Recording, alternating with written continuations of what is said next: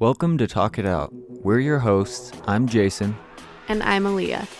Let's get into it. Hey guys, welcome back to the podcast.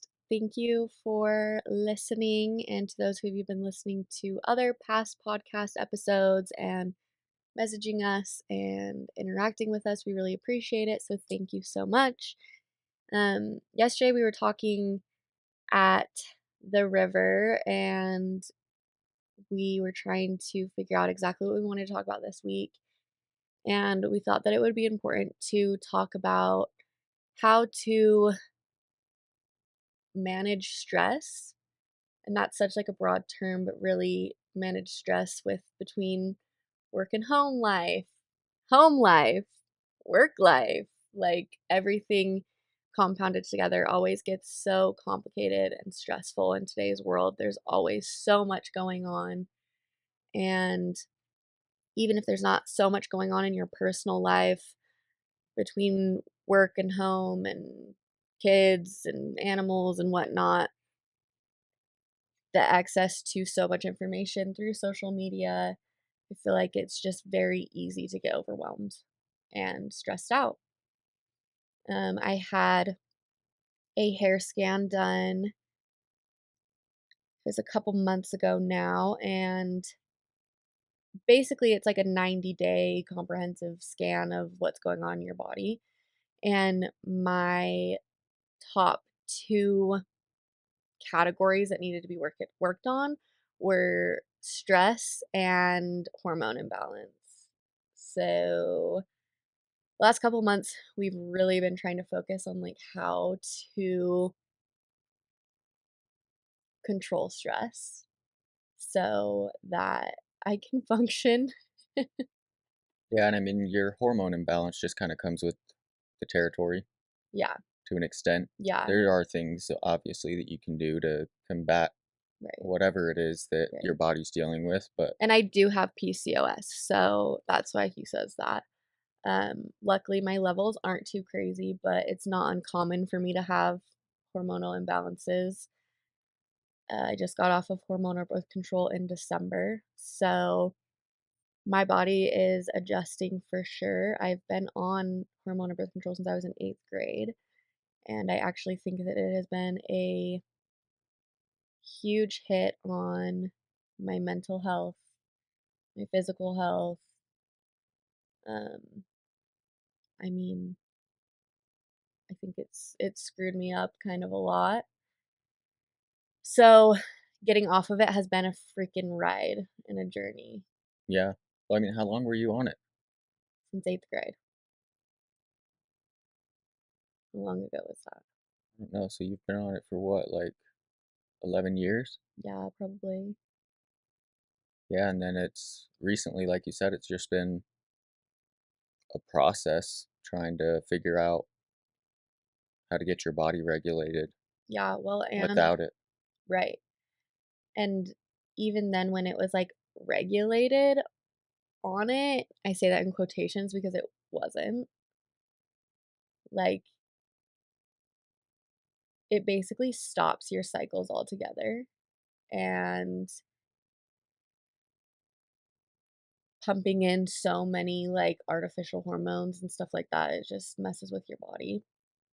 Um, so that's kind of why it's been a journey, and it's not uncommon for me to have hormonal imbalances and whatnot. But I knew when I got my hair scan, I mean, I was hitting a point where I was like, something, I need something to help me. Like, I feel like I was going through some personal realizations in therapy, and that were just like really hard for me to kind of take on. I also tried getting off of my um, prescription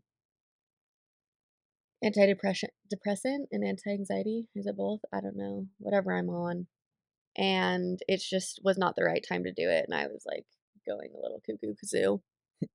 Um, but just realizing how important combining like your mental health and your physical health are in managing your stress, and not even managing your stress, but being able to enjoy the moments that you're out doing fun things or decompressing. Like, it was hard for me to even enjoy doing those things because I was just sitting there thinking about what needed to be done All the or shit. yeah, like, thinking about everything, and so I was at this point where I was like, "I like, something has to change," and so the last couple months, I've really taken a step back from work and tried just taking a lot of time off, um, which has been good. I think it's been good for me to kind of reset, like, my values and exactly what I want, and it's not necessarily that what I want has changed, but I've just been able to hone in, I guess, and, like, realize exactly how I might get there or whatever because I don't have this, like, cloud of stress over me all the time. Yeah.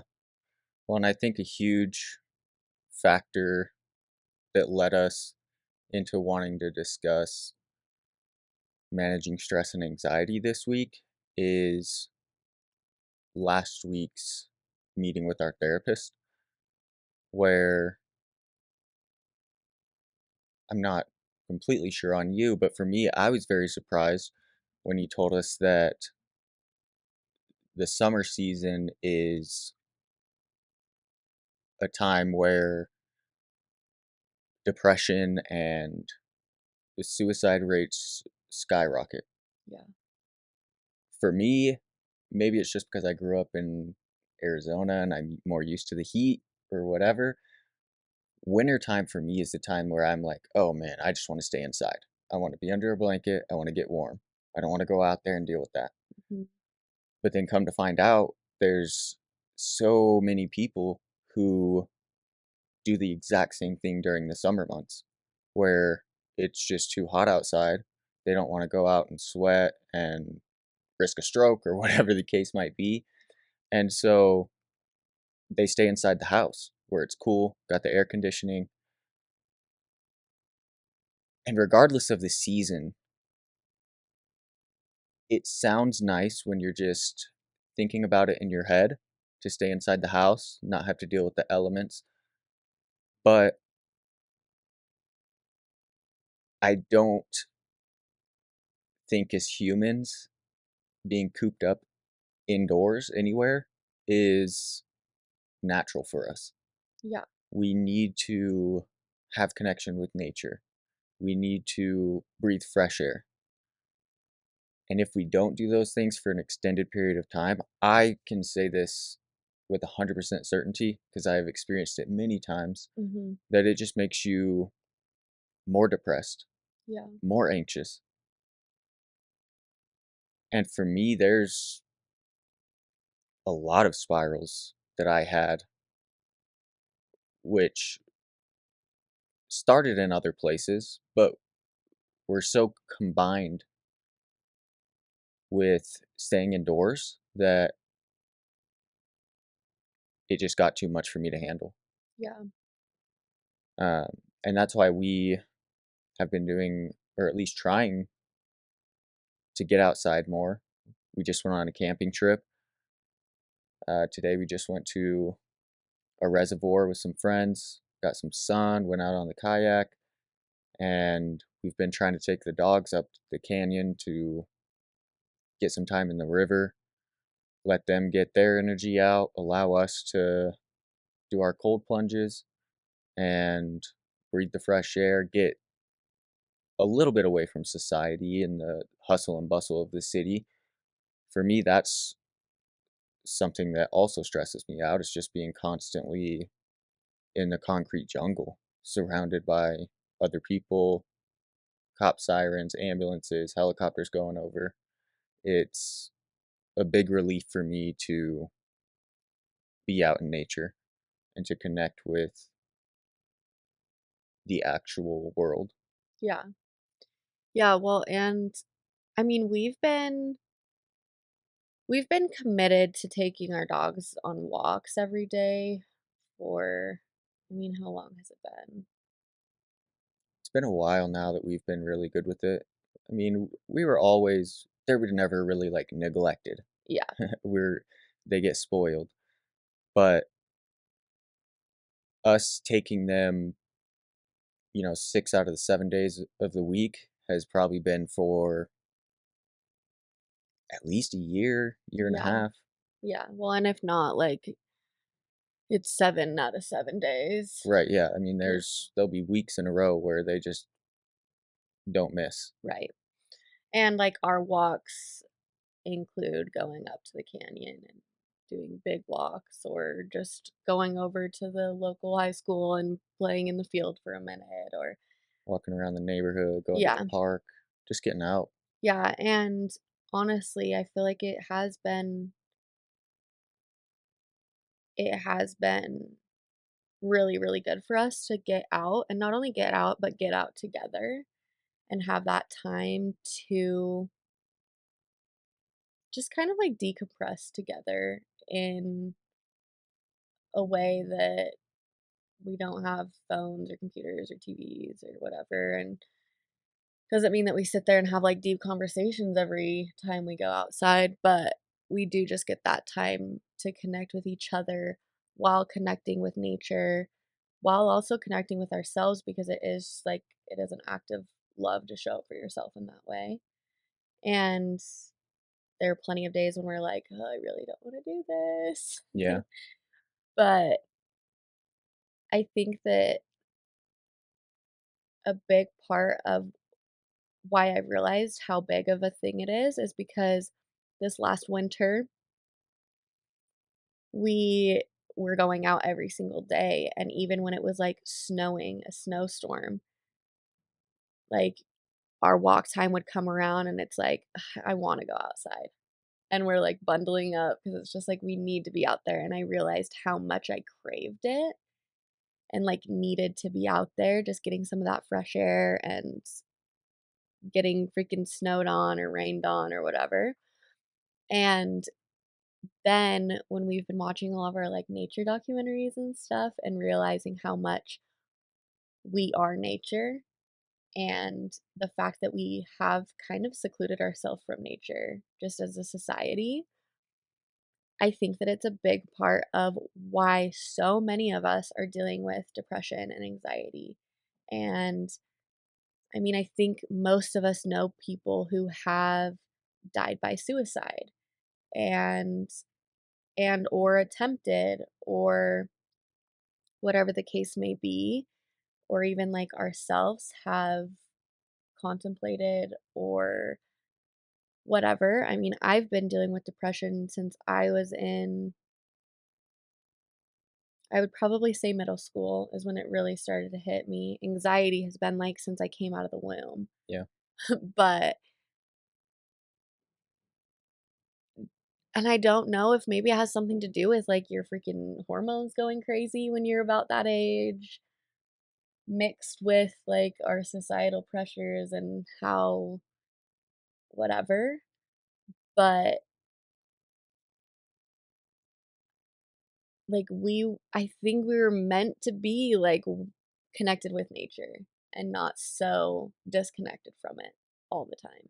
Well, and I think a huge thing too is just the fact that we get our bodies moving. Yeah. We're not sitting on the couch. We're not laying down just watching movies or TV shows for hours on end Yeah. because I mean, I've had doctors tell me the importance of getting up and moving in general, Mhm. but even more so after finding out about my blood cancer, which I don't know if we've discussed on here, I don't but remember. my blood cancer, to make a long story short, essentially my body produces too many platelets right now. And Well, always. It y- will always. It's a yeah, genetic mutation. I will always have the blood cancer. But what I'm saying is, right now, the only thing that it's doing is producing too many platelets in my body, which platelets are used to help you when you get a cut or when you get some kind of external injury. The platelets will go and clog up that spot so that you don't continually bleed. Yeah. And the issue with having too many of those, I mean, there's multiple issues, but for me, it makes me prone to blood clots.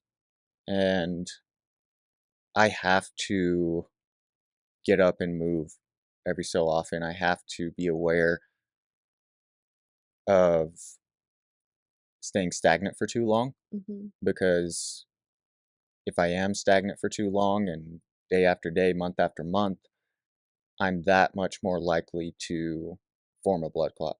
Yeah. But even with that set aside, again, just getting out and moving is something that helps to keep our bodies alert, helps to keep them functioning, our organs to pump blood to where blood needs to be pumped. I saw something that actually said that, like, going out and being in nature, it does, um, what is it called? Like, activate your parasympathetic your nervous system, um, which is a, like, big part of your whole entire life, honestly, is our nervous systems, and we have been learning about how important our nervous systems are, and to be able to see the difference between our lives a year and a half ago compared to now, um, I mean, is like crazy to really even think about, at least for me.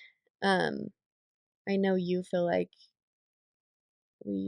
you haven't come like the farthest way and you have so much more to do, but I think you're just really hard on yourself because honestly, like you look back a year and a half ago and it's like, holy hell. We were having huge blow up fights all the time.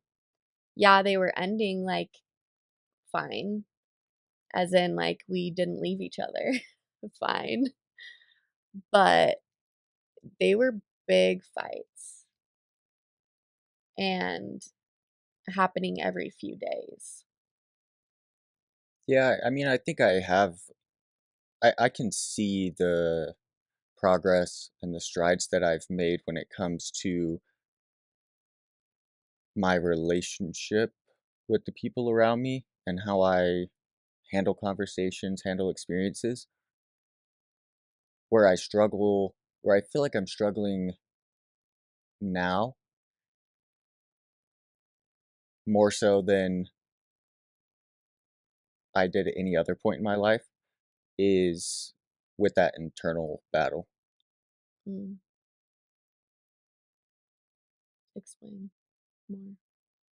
I mean, I just feel like I've had a lot of bouts with depression in the last 2 years. Mm, Depression has been a huge thing for me that I'm just constantly battling with. And it's not like I'm just depressed all the time and I'm, yeah. sad, hate life. But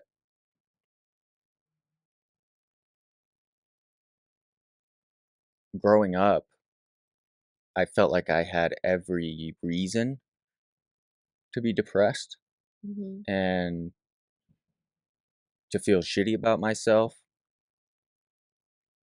And maybe I did, but thinking back on it now as an adult, I don't really feel like I felt that way when I was younger. I don't feel like I dealt with depression as much. I don't feel like I dealt with anxiety as much. And when I say I don't feel like I dealt with it, I just don't feel like it was something that was a part of my everyday life as Okay. much as it has been the last couple years. Uh-huh. So you feel like that's why you like haven't made progress? It's not why I feel like I haven't made progress, but it's why I am hard on myself. It's why, But because when I think about it, I'm like, okay, you know how I am. I try to think about things in a manner that to me is realistic. Whether it is or isn't realistic, I am not 100% sure on that. But for me, I'm like, okay, let me look at this realistically. Yes, I have improved in this area, but I feel like I've devolved in this area. I feel like they might just be like manifesting themselves in different ways.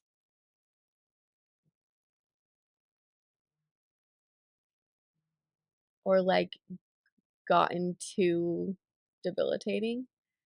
Like, I feel like those are probably things that you were dealing with when you were younger, but you just had enough distractions to like, Well, that's the thing. I wasn't conscious about them like I am now. right? So then how does that mean that you de-evolved though? It's just how it feels. Because Right? But feelings can change, right? sure, but when you're not conscious about it, it's not that it's not that it's not there, but you're not thinking about it on a regular basis. Yeah. Maybe I get And what I you're think, saying. well, then I don't understand what you're asking. Why are you asking a question then?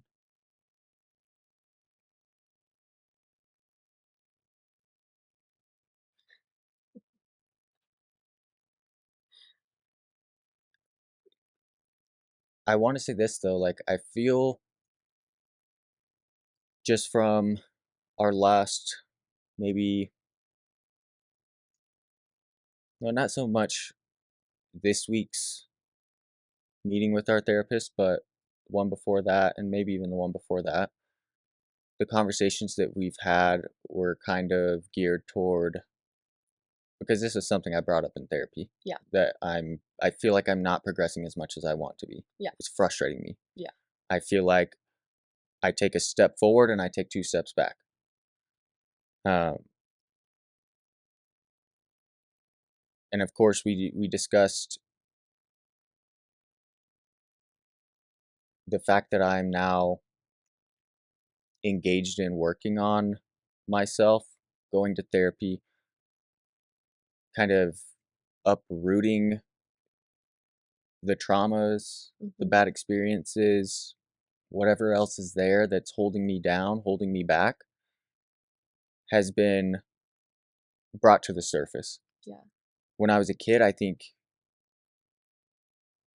It was in the it process of was, like getting like rooted. yeah, I think it was in the process, maybe, Yeah. but it was so slow going back then because I didn't feel like I had a real reason to work on myself.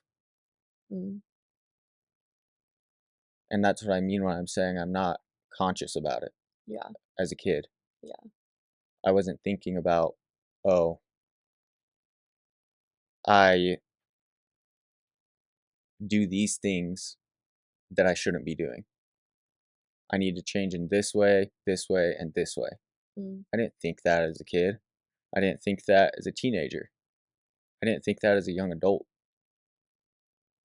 That's wild to I me. That's how much I pushed all of that stuff down Yeah. because I didn't want to deal with it. Yeah. And now that I am and it's all dug up, it's all there at the surface, it's on my mind. It's Yeah. something that I'm more conscious about, thinking about on a daily basis. Yeah. And because of that, maybe it's maybe that's the reason why it's been so difficult in the last couple years to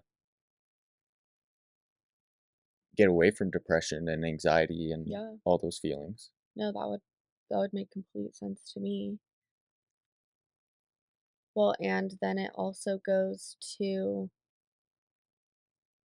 the fact of like if you're sitting there thinking about all of these things that are wrong all of the time. Welcome to OCD, baby. I know, but if you are thinking of those things all the time and repeat in a negative manner, that's what your nervous system is going to know is negative, negative, negative, bad, bad, bad. and you're not going to be able to see the good, and you're not going to be able to change for the better because you're constantly dwelling on the past. I But understand I that, and obviously, like, it's not like you can just,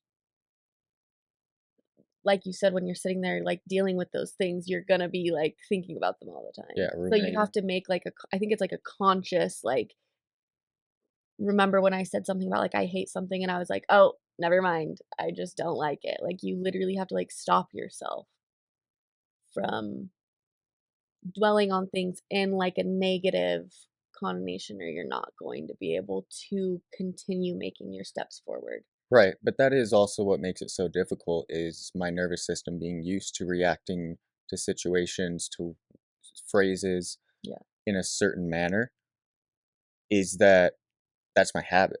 right.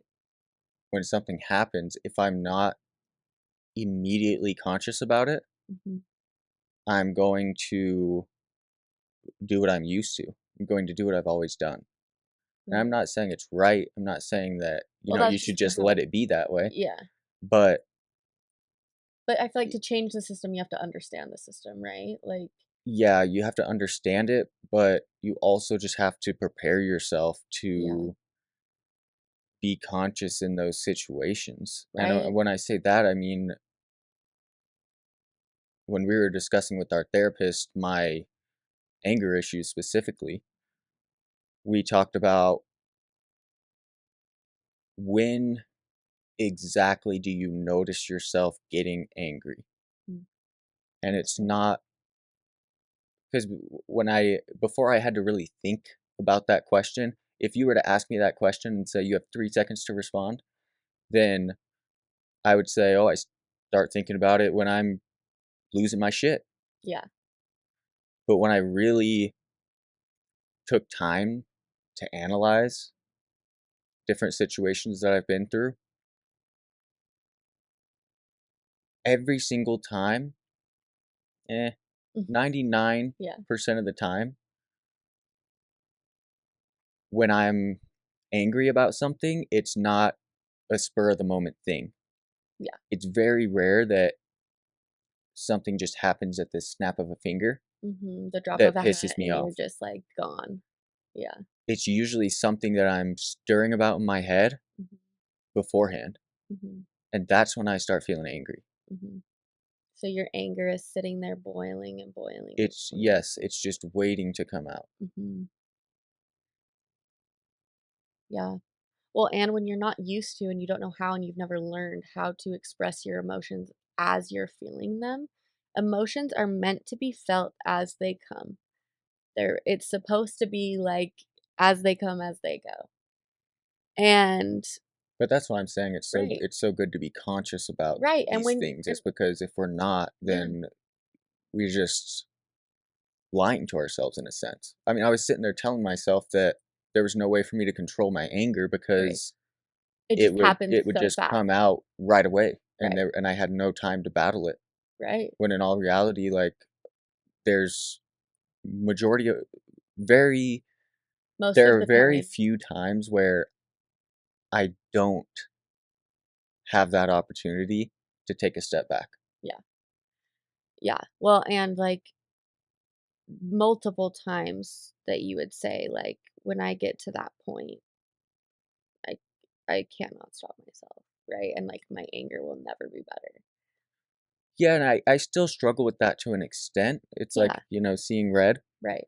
When I get to that point of seeing red, I'm not gonna say it's impossible to pull myself out of it, but it's really damn hard. Yeah, But it's definitely a lot easier to pull myself out of it when I haven't just been sitting there waiting to explode. That's right. why it was so difficult to pull myself out of it, is because the top of the Mhm. pot's been freaking clacking the lid off the sides, Yeah, and then it blows up. right. Well, and I think that honestly, I feel like the last month especially, I've just tried to really understand, not even month, it's been a few months honestly, where I've been trying to understand the male experience. And I feel like I've been able to explore that because I have a male partner who is willing to listen to the female experience and to make me feel safe and listen to me when I say, like, "Hey, this is what it's like to be a female in this world." Yeah. And instead of you being like, "Meh," you listen. Yeah, well, and vice versa. I learned a lot from you Yeah. talking to me about your experiences. Yeah. And I feel like I've kind of always known that it's been like that for men. Um, but I feel like because I've been able to really kind of put my defense walls down when it comes to being like a woman and listening to your experience, I've been able to learn so much. And I think a lot of men have a similar story of they were never given the opportunity to learn how to feel their emotions or to express or emote or anything like that. And anger is one of those emotions that when you don't have a hold on it, it's probably going to explode easy, right? In quotations, easy, more often in a way, in an inappropriate way.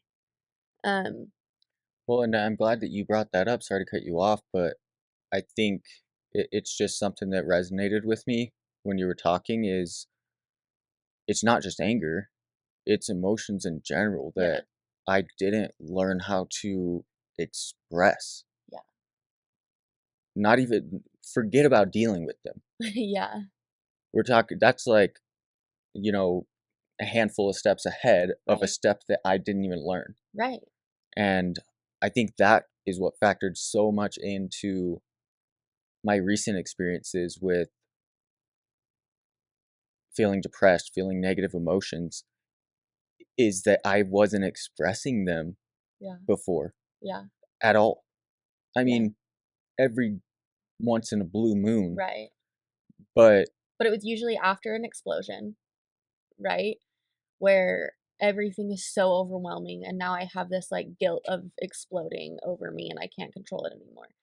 But are you done with that thought? Can I finish what I was well, saying? I just wanted to say that because I feel like I could be making working on yourself sound scary or like daunting right now. Yeah. It's like, oh, well, why would I want to work on myself and feel like shit because of it? Right. I do think that working on yourself, it's just tough. Yeah. It's not ever going to be easy for anybody. Right. It's just kind But of it the doesn't, reality of it. yeah, but it doesn't mean that it's not something that you should do. Right. And that it's not worth it and that there's not something to look forward to on the other side. Right. Yeah. No, absolutely. Well, and just to finish my point about how I feel like this is kind of a general theme with men in society is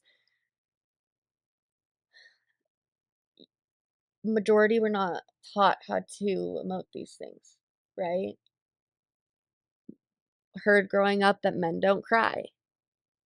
What do you mean men don't cry? Like we all come out of a womb and most of us were probably screaming crying. Like we came into this world crying. And ugh, like it honestly gets me like I'm about to start crying because I'm like mad. But anyways, deep breaths. I think that anger is one of those emotions that it's going to demand to be felt. And so that's why so many men especially deal with this like uncontrolled anger. And I mean, because seriously, I think feminine rage is definitely a thing. I think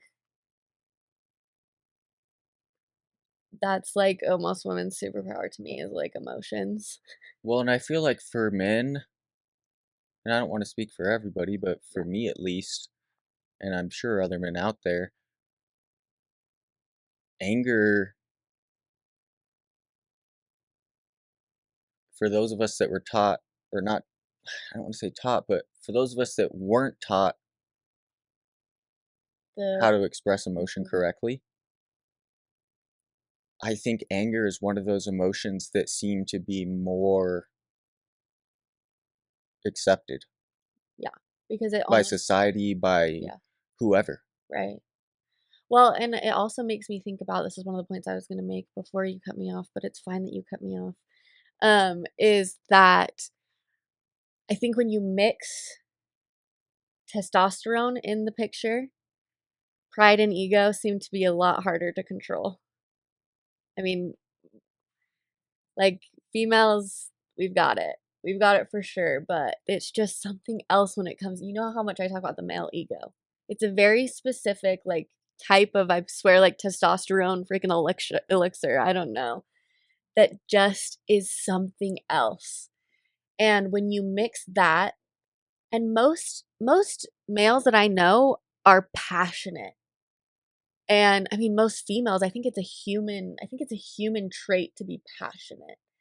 And when you mix that with a pride and an ego that it might be out of control, and whether that's your family's doing, mixed with society's doing, mixed with friends, mixed with whatever, like that is a problem that needs to be addressed because I don't think it helps society when it's uncontrolled. It does not help the individuals, which then leads to depressed, anxiety, suicidal humans. And like we have to learn how to better ourselves so that we can like actually enjoy life. Like if we're not going to be dead, then we're going to be alive. And if we're going to be alive, then like we should make it worth it. Yeah.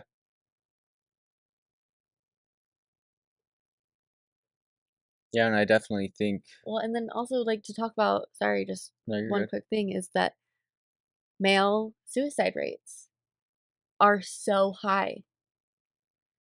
And that's something that should be talked about. And it is a problem. And I don't think a lot of men feel seen. And whether it's because they don't see themselves and society doesn't see them, they deserve to be seen. And like females should be the loudest about that because we haven't been seen. Like it is so sad to see people in general. I don't care what gender you are. I don't care what you identify as. Like not see themselves for just being human. Like we're all trying our hardest.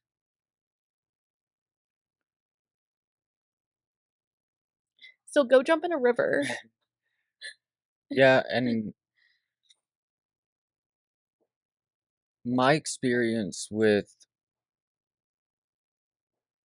my depression and being a man is that I I never felt like and still kind of I still kind of feel this way. Okay? I feel like I don't have friends with whom I can have a conversation about feelings. Not as much now, I guess, but growing up especially, it was Yeah. like I'm not as men, as boys, we didn't just go to our buddies and say, "Are there any over there?"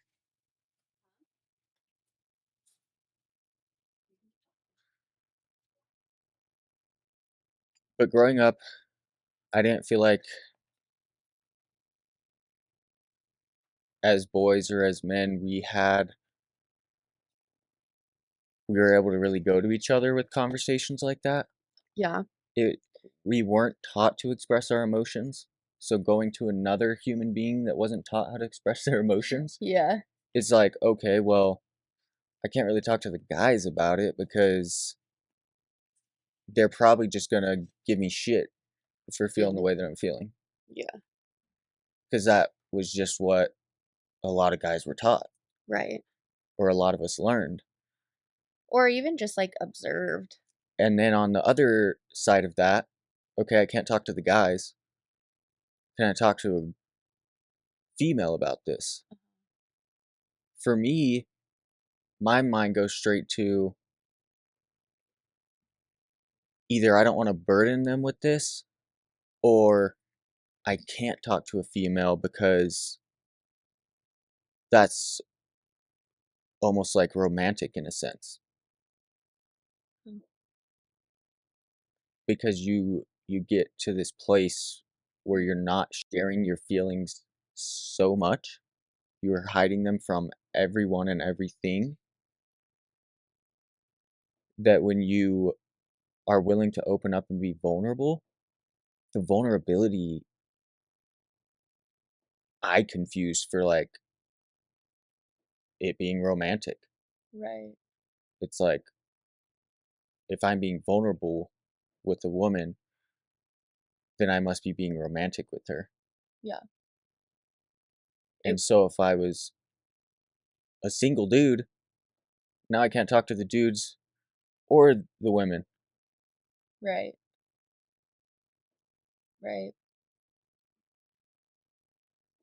Yeah. I mean, that would make complete sense that like your brain would make the connection like that. But that's why I think like it's so important for men to be seeing other men being vulnerable I agree. and and to make those efforts with the people around you. And like we've said from the very beginning, if it starts with you being vulnerable with just your own mind and writing yourself a note in your phone that doesn't get shared, that's where it starts. If that's where vulnerability starts for you, then that's where it starts and you should start. And I just really, really hope that like we can get our shit together. Like, I don't know, I'm such like a we can change the world type person. But that's just me and my big dreams. Um, but if not, we can change the world, we can change our worlds. Going back to the four agreements, right? We live in our own worlds. We're a part of our own worlds. And you can change your world. And depression and anxiety fucking suck, man. They're not easy. Well, and I actually did have a thought while you were talking about like when you were young, is I feel like because of how many different hormones women have and our 28-day cycles, and I think that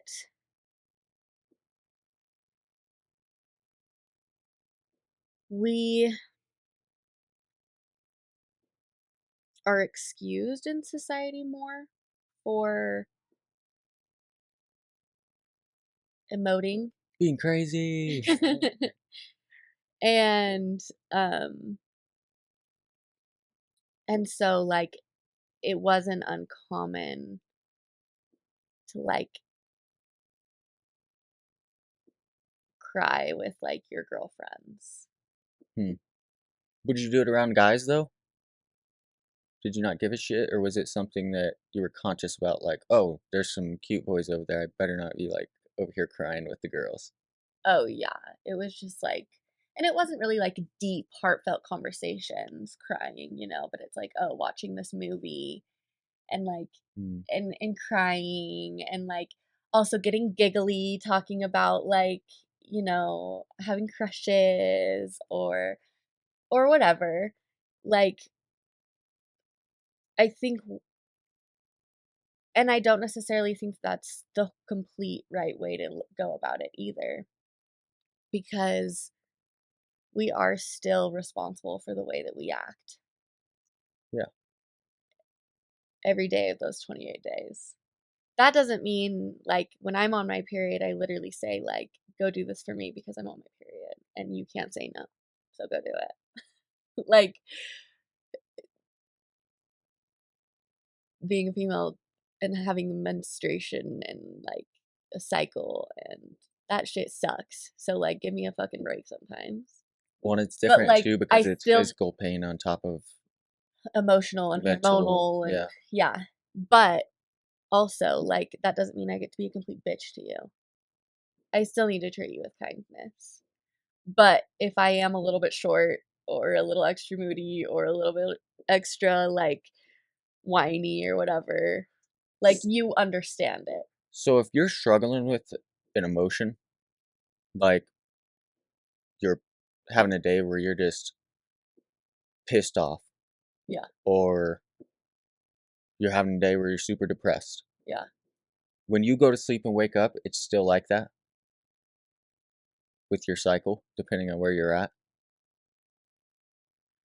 Kind of. So like Because, like, for me, I mean, you've heard me say so many times, and you've even seen me do so many times where I'm feeling some sort of negative emotion. uh-huh. It's the end of the day, but definitely not bedtime end of the day. Yeah, it's like 5 o'clock, 4 o'clock. And I'm like, I don't want to deal with this emotion anymore. Yeah. I don't want to feel it. So I'm going to bed. Yeah. Because I know if I go to bed, I'm going to wake up tomorrow and slate's going to be clean. Yeah. I'm going to be happy and Yeah. be like, forget about that shit. Right. Which, by the way, don't just go to bed. That's definitely not the appropriate way to handle it. It's just not a healthy coping mechanism to just completely shut it down like that. Because it took you a while to see that But it do wasn't you feel okay. like with your cycle is what I was getting at, that it's easier to address things because you don't just like go to bed, wake up, and feel completely different about it? Yeah, so I mean honestly, it's almost as if a day to you is a week for us. So like So you're old as fuck. yeah, and I'm wise as fuck. Don't forget it.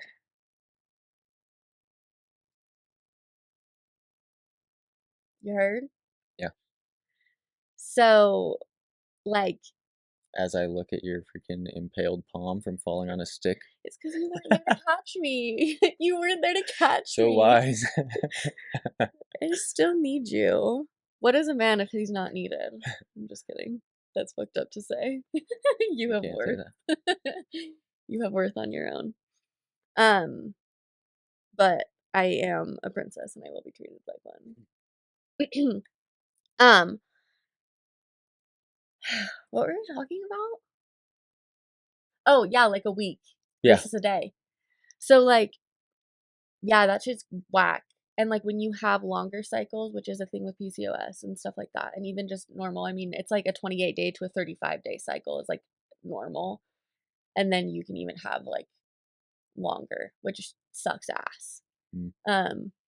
And it's basically like living the same day over and over again for 7 days sometimes. Like you kind of have like this overall mood and like theme and like, okay, I have energy this week. I losing a little bit of energy. I fucking hate life. And then I hate life and I'm bleeding. Like the one where I get super pissy, like PMS, why it's called premenstrual cycle. That's your freaking oh, that's the phase that just like I want to rip feminine rage. I would rip your freaking neck off of your body with my teeth. You can't say that. Oh, like it's just that like shut the fuck up. But then like when I'm like that, the way that you respond to me, I like could also definitely be like into it. What do you mean by that? Like lose control? No, like into it as in like it's go time. Oh. Because so before that week is like ovulation. So that's when it's like freaking men, go get your hair cut for your lady, bring her flowers. If you know she likes a certain outfit, wear it. Impress her that week. As in like you look good. Yeah. You're confident. Like you want to look good for her type of a mood. And then it goes into that like I think it's your luteal. Luteal is before. There's two that I can never remember the order because it's one of them, it's your spring, and then it's ovulation, summer, and then the other one, which is fall, and then winter is period. Because when you're menstruating, your menstrual cycle, when you're menstruating is when you should be like resting the most. Women need more sleep during that, which they need at least 9 hours normally. I'm only taking in like a third of this, but What do you mean? it's a lot. I'm not just going Is to it? remember all this. Well, it's fine because it's being I've recorded. never heard about this stuff before. Maybe it's being recorded. You can listen to it over and over again until you remember. Just kidding. We can keep talking about it more so that you like understand more. Because I've been researching this a lot. Because I need to be like. Well, and it's hard for me to understand just based off of hearing. I like to witness. I like to. I'll be very loud. Feel. Okay, I'll be very loud about my next, like my phases from now on and what phase I'm in.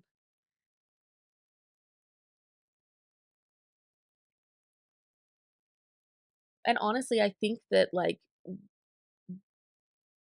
females thrive in that routine. And I think that males do too.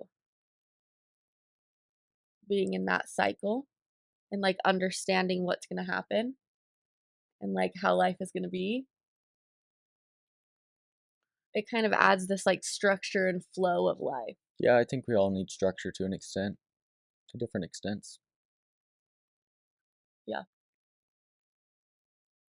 No, I feel like I have felt like, especially since getting off birth control, the hormonal birth control, is that like understanding what is happening to your body and being in touch and in tune with like what you need and being present and feeling things as they come. Like that's what peace feels like and what love feels like.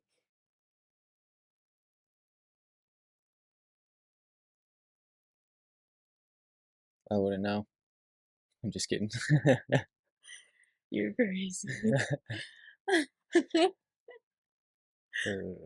Oh, that's hilarious.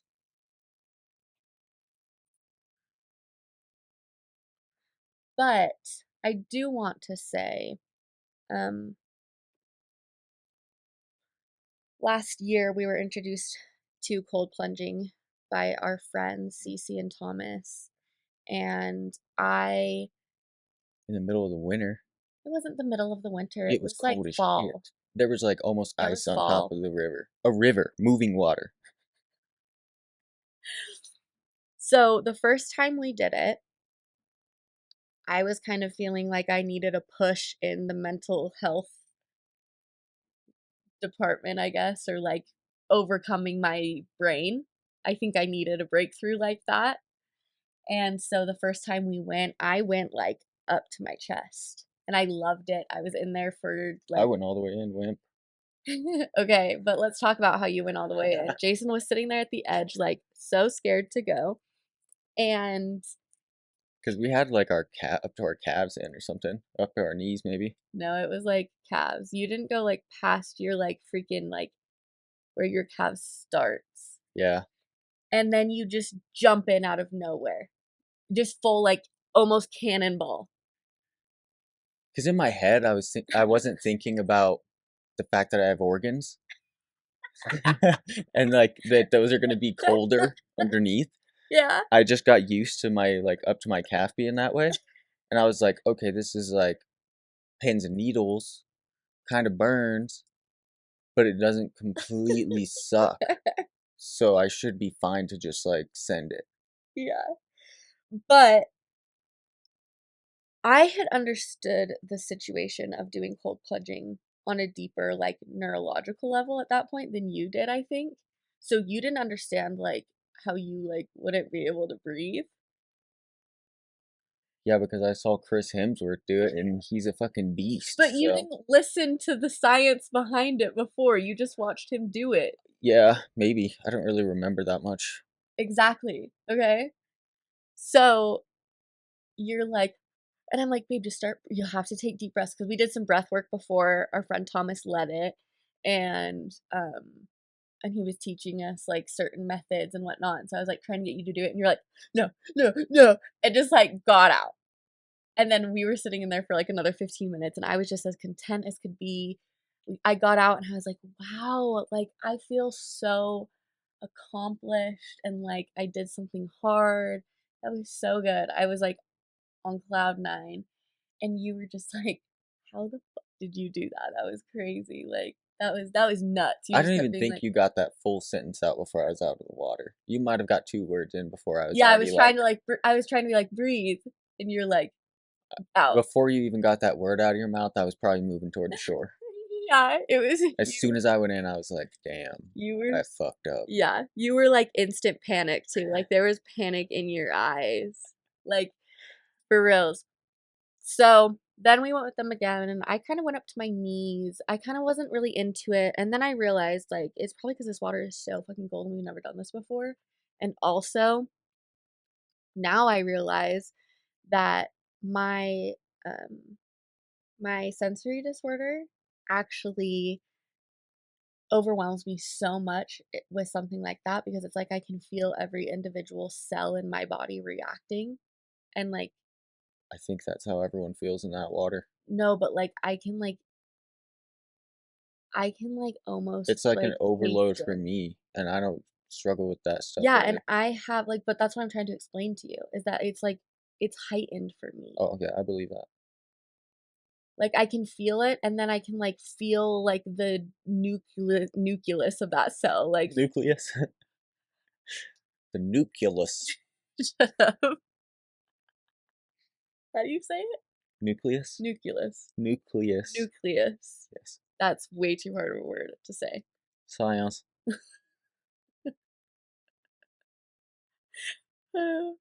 Remember how our therapist tried to explain the mitochondria to us? The Yeah, powerhouse that of was the so cell? funny. He definitely doesn't know what we were taught in school. Yeah, because I was Everyone like, our age knows the everybody, powerhouse of the cell. yeah, everybody our age, like, not even our age, Mitochondria is because powerhouse. like, we're, we're 4.5 years apart. That's a pretty good, Yeah, there's but they some kind of chunks, reused the same type of shit in school for a while before right, they changed things. right, but I was gonna say that there's some things that, like, you don't understand about my like, something that in my childhood. There's not a lot of things that I don't get from yours because I had older siblings. Like, my sisters are 12, 10 years younger older than me. But we'll never have the lens of No. where each other were born in the lineup. Yeah. Like, you'll never be able to understand what it was like to be the oldest sibling. I know, and what's And I'll crazy never understand what it's like to be to the be the youngest. youngest. What's crazy about that too is to think about is if my mom would have had more kids, then I would have been the oldest when I was at my mom's house, and then I would have been the youngest at my dad's. Yeah, And that would have been the craziest dynamic to live, and I'm so glad that I didn't live it. yeah. The totem pole just gets flipped upside down. Literally, like, would I be the most, like, yin yang balanced human ever, or would I be a mess? Knowing me, I'd probably be a mess. I don't think so. I think I think if you can handle it one way, I think you'd be fine the other. Maybe that's why, like, you and I work But I together do well. think that you would have different traits that have been developed depending on your experience. Right, for sure.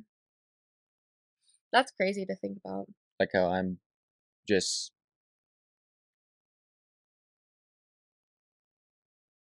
how I'm just so protective of So am I, though. but it's like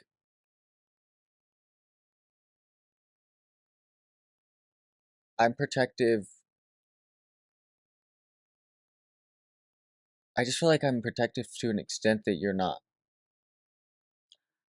I don't think you've ever had to see me be protective. But I feel the need to be protective way before you do. See, but I wonder if it's just in a different way because you are coming from like the male perspective and mine is more from like a female perspective. Maybe.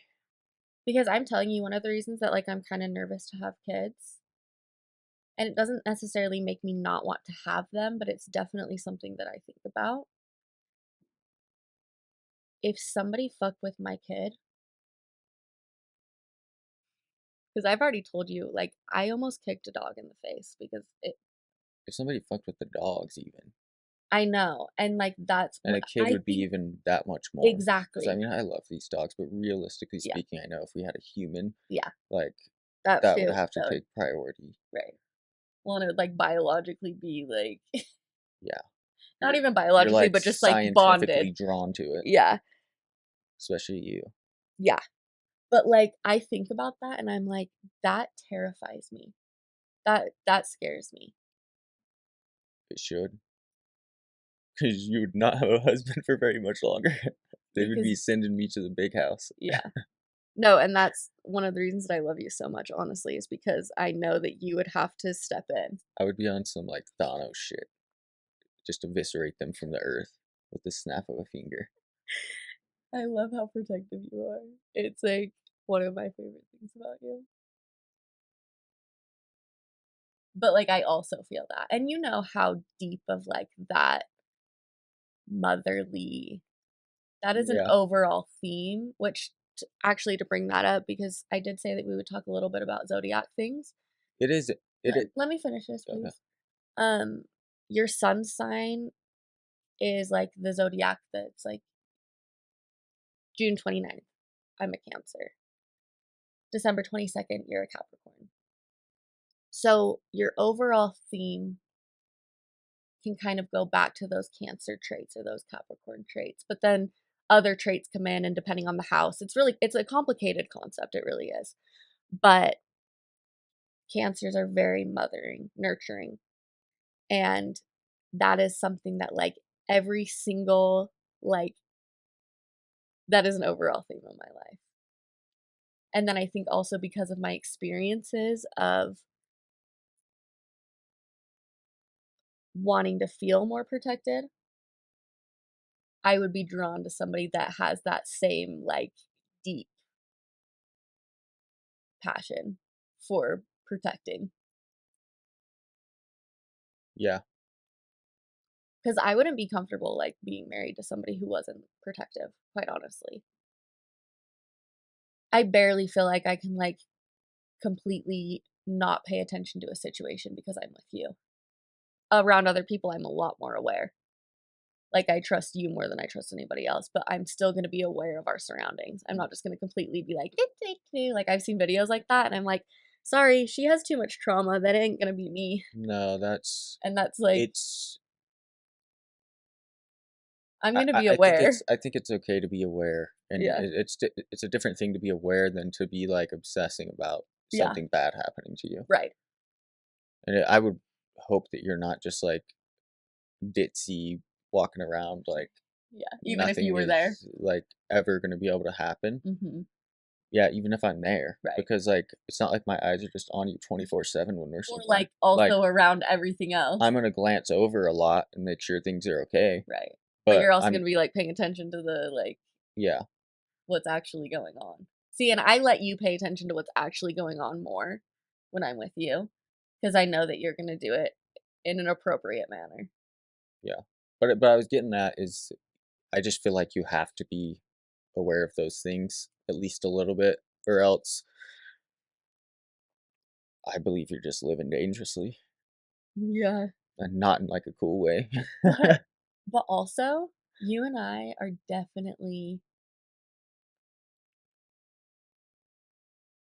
err on the side of like trust issues. And so I think, and that's also like after watching this freaking perfect match, And I don't remember who said it, but somebody was like, "Everybody has trust issues nowadays." Yeah. And I was like, "Damn, we really do, huh? Like, we gotta figure this shit out." Yeah. But I also feel like with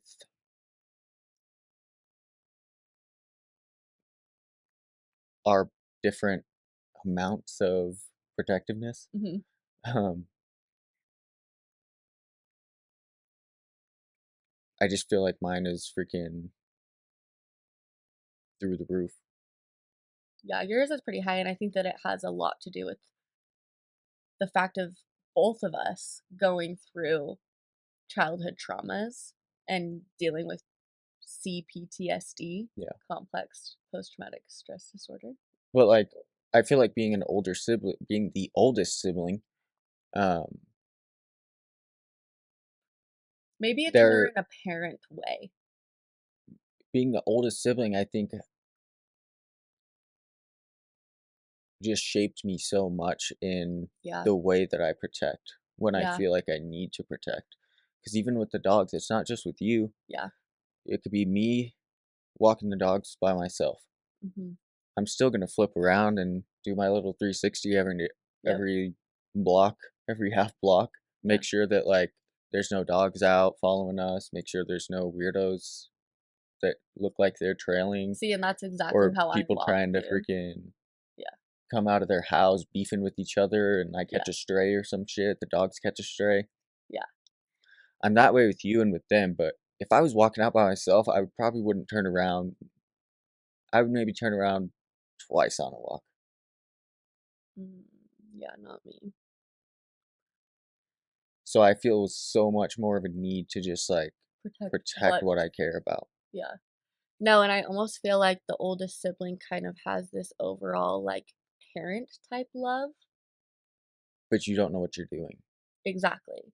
And like, And so when parents allow their oldest children to take that role on themselves, it's doing them such a disservice. yeah, well, I mean, obviously the parent isn't getting isn't parenting. Yeah, And then for me, I thought to myself, "Oh, let me absorb as much of this as I possibly can to protect, so that my brothers don't have to deal with it." to protect.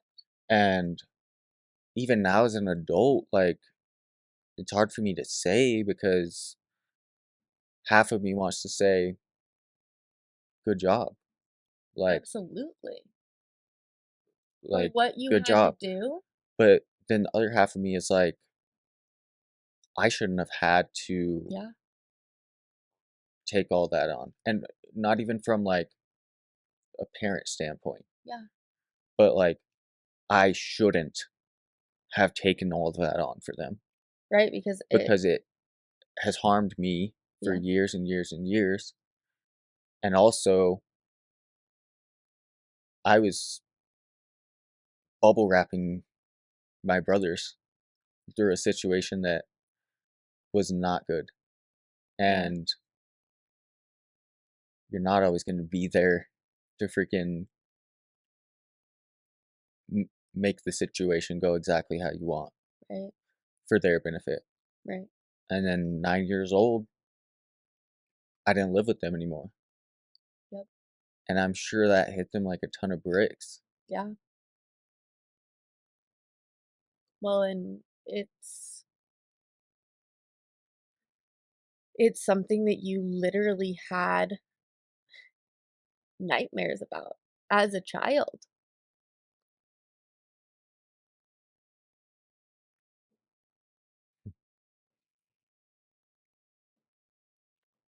Yeah. Um, Like, that's sad. yeah. And what Aaliyah's talking about is with my youngest blood brother, his name's Bo. My middle brother, his name is Colton, was his grandma on his dad's side got custody of him when we were young. I don't even know what age, maybe like 5.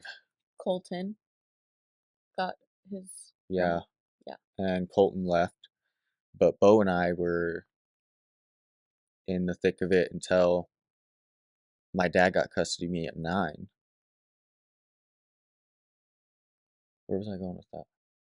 Talking about the nightmare. Oh, yeah. And so it was mostly with Bo that I developed that relationship and went through all the experiences together. Went through the shit, knew how much it sucked. Mhm. I did as much as I could to protect him. I got us up in the morning and would get us ready for school, feed us as much of a breakfast as I could. And I just took my role as a older brother very seriously. Mhm. And I wanted nothing more than to protect my brother. And then at 9 years old, after having to move away from him, I was in therapy because my grandmother had initiated it. And I had to talk to my grandma about how I would have nightmares that I was on the top of a cliff ledge and my brother Bo was further down the cliff on the side, hanging on, trying not to fall off. And that I would reach down to pick him up and pull him up to the top, and we couldn't reach each other. Yeah. I just couldn't. I literally, there was nothing that I could do to reach down and help him. Yeah. And it would be a recurring nightmare day after day for a while. Yeah. Like, that's so sad for a 9-year-old to be having a dream like that. And, like, also the guilt is so sad for a 9-year-old to deal with. And, like, it's just sad. But also, like, it also goes to show, like, how, Well, and it sucks too because my dad getting custody of me was the best thing for me. and, like, because of that, But I feel like I got out yeah. and they didn't have their way out. Yeah, I wonder if that's, like, an experience that a lot of people who had similar situations happen to them through family adoption or foster care or just life circumstance where a sibling who did take that responsibility left. And has guilt. Yeah. I mean, I'm thinking about like how How can a you not handful of like professional athletes, college athletes, like grow up in people shitty on, areas? yeah, on scholarship for academics and like,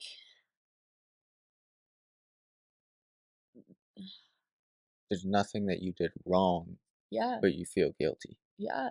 And like you do deserve, Not even there's nothing that you did wrong, yeah, but it's almost like there was no other decision that could even be made. yeah,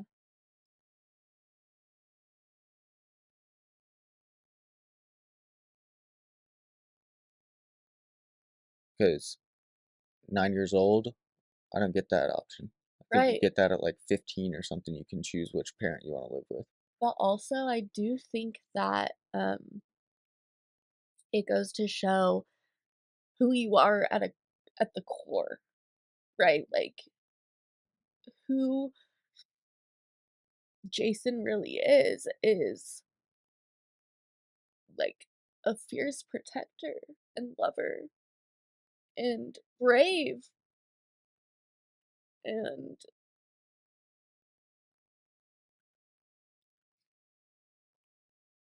loving Like, the only reason you felt that guilt is because you loved him, and you do love him.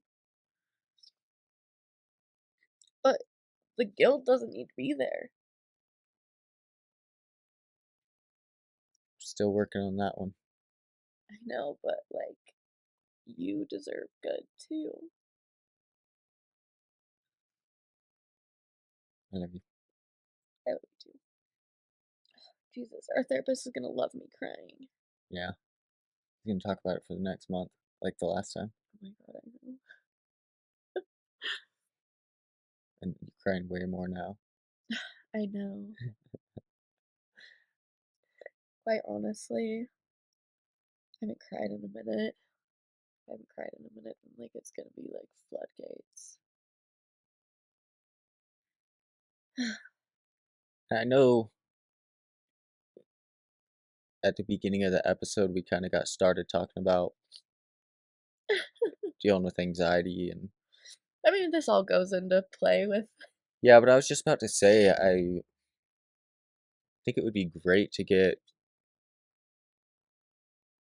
feedback from the listeners, the viewers on YouTube, as to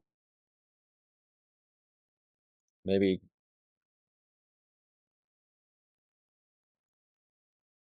the way that the episode has been presented and talked about the last few weeks has kind of been, like you said at the beginning, different from how we started out. And I feel like I would just like to know if the listeners and viewers like it to be more structured. Kind of like, oh, these are our topics, we're going to kind of stay on those things. Yeah. Or if like we Organic. come in with a general idea and just kind of see where it takes us. Yeah, just kind of go with the flow of how 'Cause the I- conversation goes. Yeah. Because I feel like it feels good Yeah, to it's just like if like just sit down and just shoot the shit instead of yeah. feeling anxious about like, oh, like we've been talking about this for like 20 minutes. So like I We need to still move have on to the things that I next want to one. say about this, Yeah. but we're out Yeah, of time. yeah. No, I get that. I like it a lot more when we're just shooting the shit for sure. And that's why I've liked the last two episodes. I mean, and we've gotten a lot of feedback of liking the last couple. But also we had good feedback of liking the beginning ones too. No, I don't think there was anything wrong with them. Yeah. I'm just wondering because I feel the same as you, where it's Yeah. like I would rather just kind of, I think it flows smoother like this. Yeah. Cool. I agree. I would like to know. I would definitely like to know.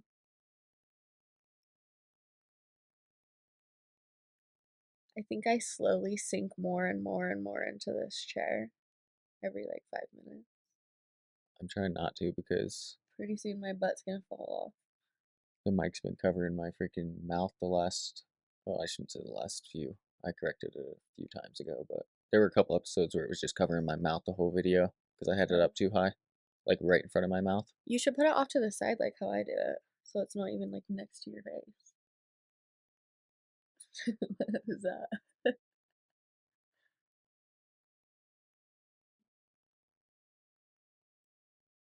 Is there anything else that you want to say? No, Alrighty. I don't think so. Well, you know the drill. Peace out. Hasta luego. Did I say that right? Hasta luego. Hasta luego. I don't think you need to put an A on that one because it's not like you're addressing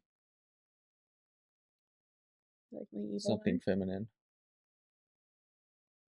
Maybe I am addressing everybody's feminine energy right now when I say that.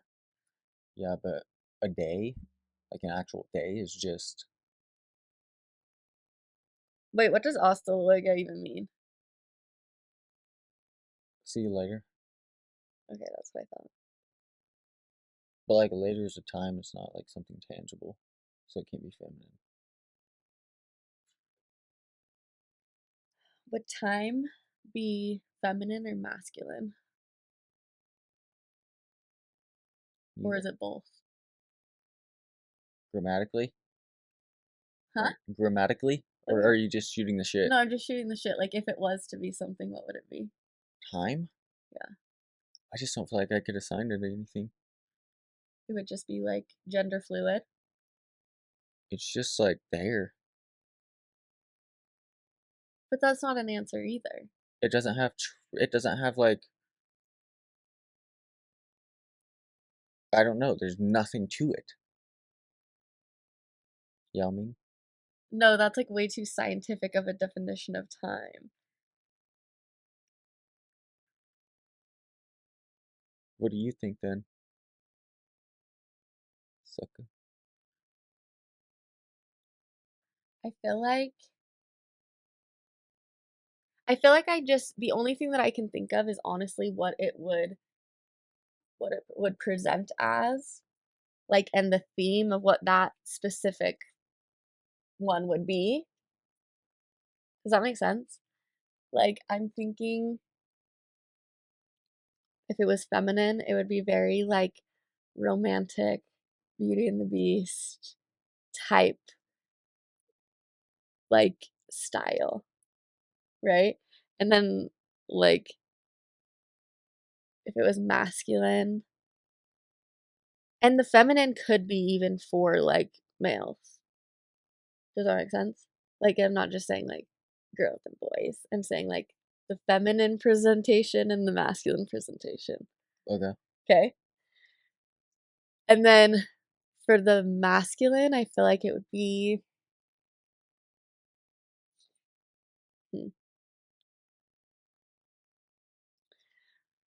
it's almost giving like Mad Hatter. How? It doesn't do anything.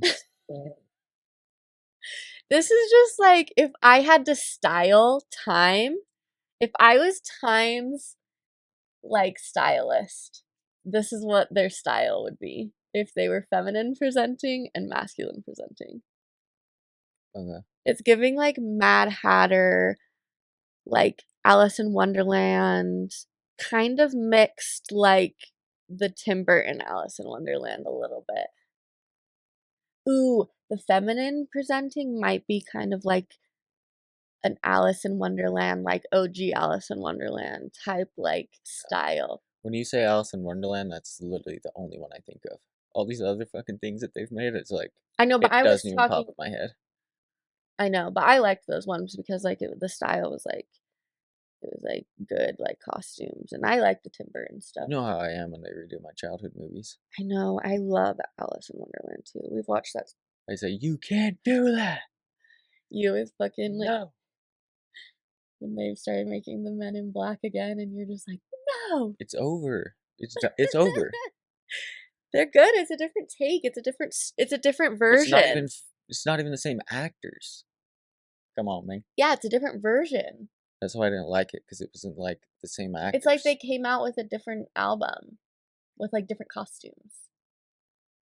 It's disrespectful. No, it's not. It literally is not. It's disrespectful. No, it is not.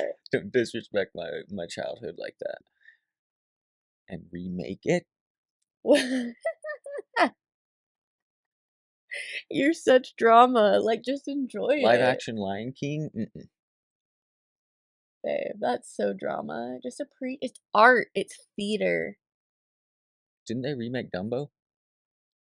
I don't know. I didn't. think they Dumbo did. scared me as a kid, so I didn't watch it. It was my favorite movie. Oh, I thought that the character, he gets ripped away from his mother. It was my favorite movie. Probably because you were like, Before Titanic, that was my favorite movie. before Titanic. The drag brunch that we went to when the burlesque dancer did the Titanic song, and I was Oh, like, yeah. "Babe, is this your jam?" Yeah. To a burlesque dancer, that's pretty dope. I was gonna ask you something. Shoot. Has it been too long, baby? Is this our bedtime call? What you Okay. think? Okay. What you think?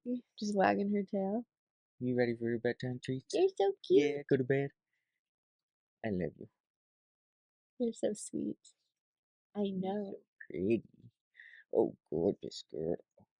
Yes. Oh, Tell oh, me about it. you ready to go to sleep? Go to bed? Mommy's gotta go take off her makeup. Yeah, and wash her face. Daddy will get you some treats, I'm sure. Mm-hmm. I love you.